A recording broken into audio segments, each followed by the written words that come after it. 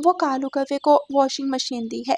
कह रहा था शाम तक ठीक कर देगा। रानो, पास खड़े होकर ठीक करवा लो, वरना वॉशिंग मशीन भी नहीं मिलेगी और ना कालू। ऐसा क्यों कह रहे हैं आप? फिर मिठू तोता अपनी आप बीती सुनाता है।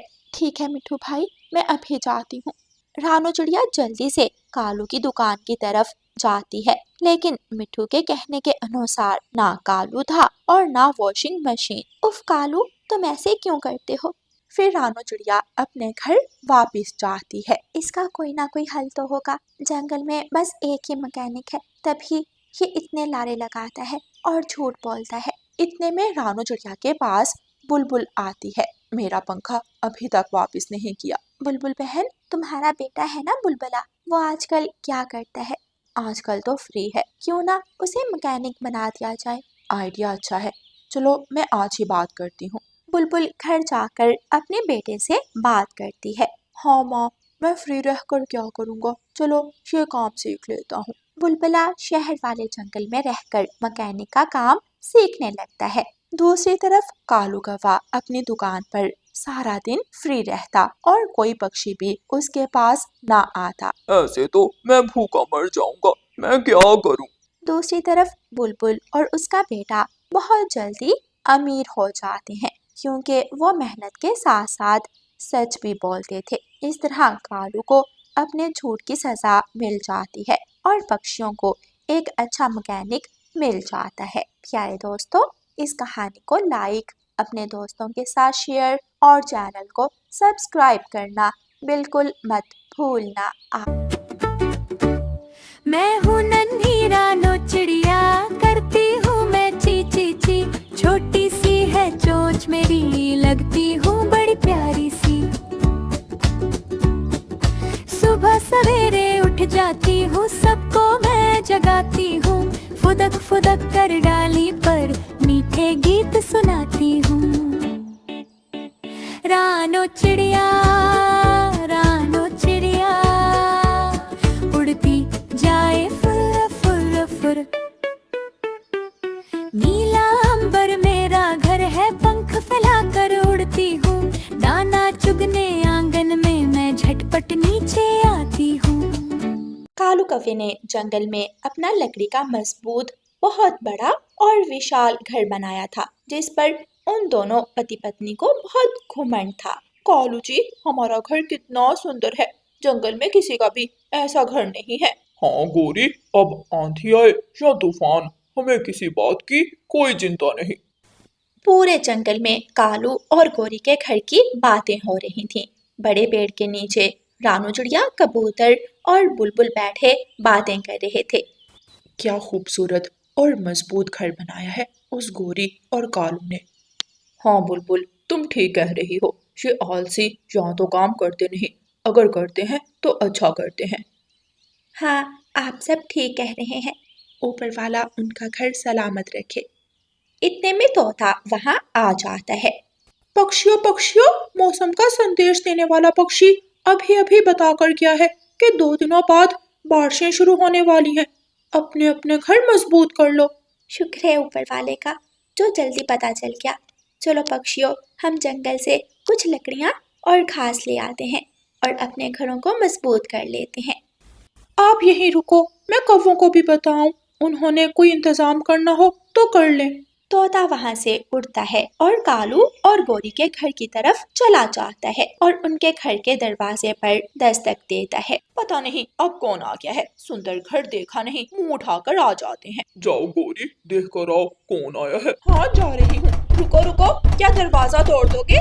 गोरी कौवी ऐसे बुड़बुड़ाते हुए दरवाजा खोलती है। मोटी चोंच वाले, क्या तकलीफ है तुम्हें? क्यों ऐसे दरवाजा बजाए जा रहे हो? कोई क़यामत आ गई है क्या? अरे अरे, मैंने क्या किया है जो तुम घर से बाहर आते ही मुझे खरी खोटी सुनाने लग गई हो? मोटी चोंच वाले, बात बताओ, क्यों आए हो? काली कलौटी कौवी, तोते ने अभी इतना ही कहा था कि गोरी कौवी अपनी चोंच से तोते को मारने लग जाती है। बचाओ बचाओ, कोई मुझे बचाओ इस गोरी कौवी से। पक्षियों, ये तो मुझे तोते की आवाज लग रही है। हाँ रानू चिड़िया, ये तोते की ही आवाज है, चलो जल्दी चलो।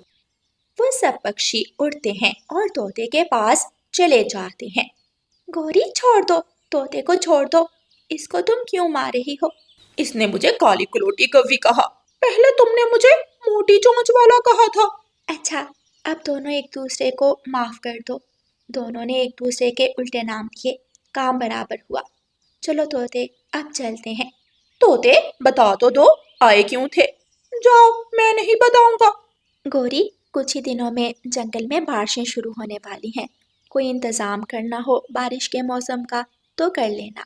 हमें भला क्या जरूरत है, हमारा तो इतना मजबूत घर है। सब पक्षी वहां से चले जाते हैं और अपने अपने घर को मजबूत करने के लिए लकड़ियां काटने लगते हैं। थोड़ी ही देर में वो सब अपनी अपनी जरूरत के अनुसार लकड़ियां काट लेते हैं और अपनी अपनी लकड़ियां उठाकर अपने घरों की तरफ वापस लौटते हैं और अपने अपने घरों को मजबूत कर लेते हैं। ऐसे ही 2 दिन गुजर जाते हैं, लेकिन तोते का गुस्सा अभी कम नहीं हुआ था। तोता अपने घर में बैठा हुआ था। उस गौरी की बच्ची को तो मैं मजा जरूर चखाऊंगा, मैं उसे माफ नहीं करूं। ऐसे सोचकर तोता अपने घर से निकलता है और गौरी कवि के घर के बाहर जाकर उसके घर में अपनी तेज चोंच से छेद कर देता है। इतने में तेज बारिश शुरू हो जाती है। अब मजा आएगा इस गौरी की बच्ची को जब पानी में डूबेगी ये। तोता अपने घर की तरफ वापस चला जाता है। इतनी तेज बारिश हो रही है, लगता है इस बार ये बारिश कोई नुकसान करके ही जाएगी। हाँ रानो, इतनी तेज बारिश में घर तो टिक पाएंगे भी या नहीं, बस ऊपर वाला सब खैर करे। मानो ने अभी इतना ही कहा था कि उन्हें किसी के घर टूटने की आवाज आती है। जंगल में बाढ़ आ गई थी। सब पक्षियों के घर बारी बारी टूट रहे थे। रानो चिड़िया और मानो चिड़िया का घर भी हिलने लग जाता है। वो दोनों जल्दी से घर से बाहर आ जाते हैं तो देखते हैं कि सब पक्षियों के घर पानी में बह गए हैं। वो सब एक बड़े पेड़ के ऊपर बैठ जाते हैं। उधर गौरी कवि और कालू कौवा अपने घर में आराम से बैठे हुए थे कि छेद से पानी उनके घर में दाखिल होने लगता है। कालू जी, ये क्या, हमने तो इतना मजबूत घर बनाया था, ये पानी कहाँ से आ रहा है? गौरी, वो देखो, हमारे घर की दीवार में कितना बड़ा छेद है, ये किसने किया होगा? ये जरूर उस तोते के बच्चे का काम है, उसने बदला लेने के लिए ऐसा किया होगा। चलो अब जल्दी से घर से बाहर निकलो। दोनों कौवे जल्दी से घर से बाहर निकल जाते हैं। तेज बारिश और तेज हवा की वजह से दोनों कौवे अपने पंखों पर काबू नहीं पाते और वो बेकाबू होकर पानी में गिर जाते हैं। बचाओ, कोई हमारी आवाज सुन रहा है तो हमें बचाओ। बचाओ, हमारी मदद करो, हमें इस पानी से बाहर निकालो। पक्षी पेड़ पर बैठे कौवों की आवाजें सुन लेते हैं। मुझे लगता है गौरी और कालू किसी मुसीबत में है, हमें जाकर उनकी मदद करनी चाहिए। रहने दो रानो चिड़िया, बहुत अतरा रहे थे अपने बड़े घर पर। तोते भैया, ये वक्त इन बातों का नहीं है, हमें उनकी मदद करनी होगी, हमें उनकी जान बचानी होगी। सब पक्षी उड़ते हैं और गौरी और कालू के पास जाते हैं। गौरी बहन, तुम मेरे पंजों को पकड़ लेना और कालू भाई तुम कबूतर के। रानो चिड़िया और कबूतर कौवों के पास जाते हैं। गौरी और कालू उन दोनों के पंजों को पकड़ लेते हैं और पानी से बाहर निकल आते हैं।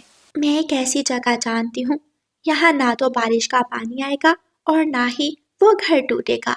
आप सब मेरे पीछे पीछे आ जाओ। रानो चिड़िया उन सबको बड़े पेड़ की खोखर में ले जाती है। वो खोखर बहुत बड़ी, मजबूत और खूबसूरत थी। फिर सब पक्षी बारिश के दिन उसी खोखर में गुजारते हैं।